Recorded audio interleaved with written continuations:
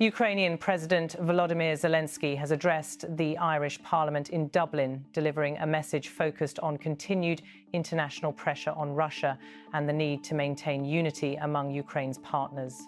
The visit marks one of Zelensky's most visible diplomatic engagements in Western Europe in recent weeks, aimed at reinforcing Ukraine's political and military support during the ongoing conflict with Russia. Zelensky arrived at Leinster House, the seat of Ireland's Oireachtas, where he was welcomed by Irish lawmakers and greeted with extended applause. Camera feeds from the Oireachtas broadcasting unit showed the Ukrainian president entering the parliament building, shaking hands with members of both houses and taking his position at the podium in the main chamber. The Speaker of the Parliament formally welcomed him before he began his remarks. The address centred on Ukraine's immediate wartime needs, the importance of European unity, and the consequences of easing sanctions on Russia. Throughout the speech, Irish lawmakers remained attentive, with several rounds of applause captured on the official recording. Zelensky thanked Dublin for its political backing, humanitarian support, and consistent alignment with broader European Union measures imposed in response to the Russian invasion. As he opened his remarks, he stated, "Ireland has stood firmly and clearly for our independence and for a just end to this war, so thank you for your steadfast support for these years of standing with us, and thank you for not losing faith in us."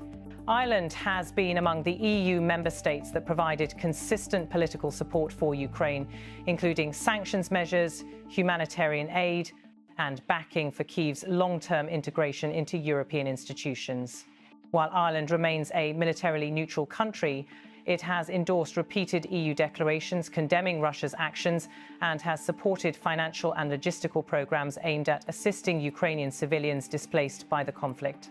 During his address, Zelensky emphasized that any reduction of pressure on Moscow would risk normalizing the consequences of Russia's military campaign. He warned that sanctions must remain in place and that partners should continue reinforcing mechanisms designed to limit Russia's ability to sustain the war. In his second key statement, he said, "All the pressure on Russia must remain in place so that Russia does not believe it will be rewarded for this war with stolen Ukrainian land or the kidnapping of thousands of Ukrainian children." This comment references ongoing concerns raised by Ukrainian officials and international bodies regarding the alleged forced relocation of Ukrainian children to Russian-controlled territories or into Russia itself. Kyiv has repeatedly cited evidence documented by international organizations and has called for expanded sanctions targeting individuals and institutions involved.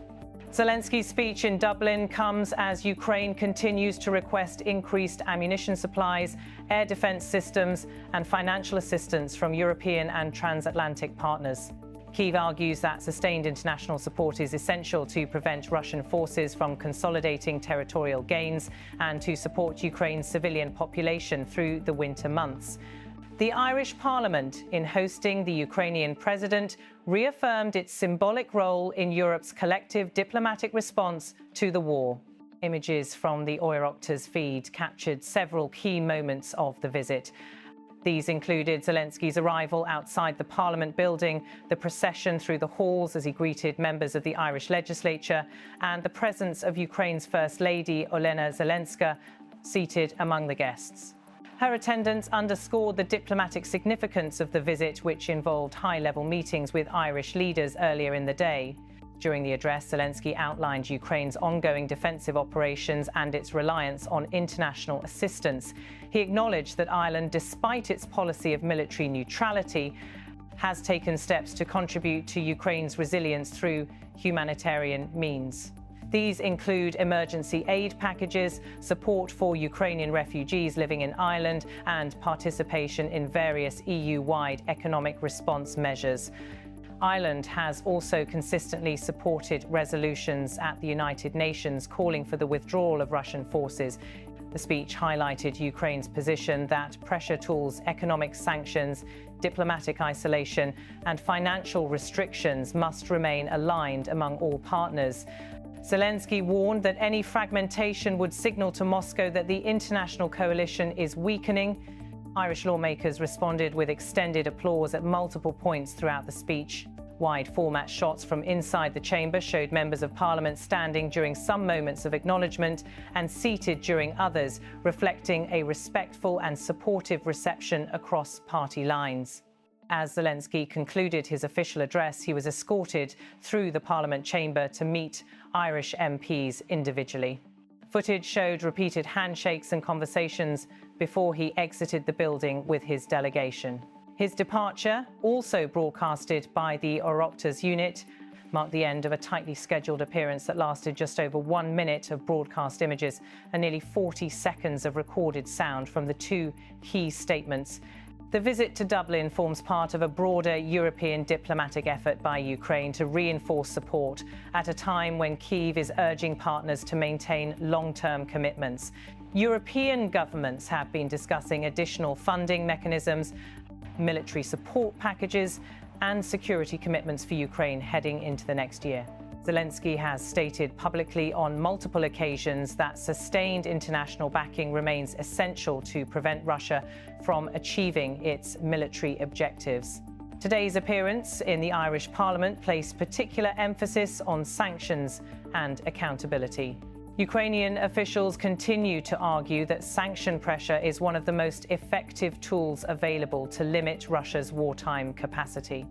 Kyiv also maintains that easing sanctions prematurely would undermine efforts to secure a just settlement aligned with Ukraine's territorial integrity. Ireland's government has repeatedly condemned the Russian invasion and has provided political backing for EU sanctions packages, including measures targeting Russian state institutions, financial entities, and defence-related industries.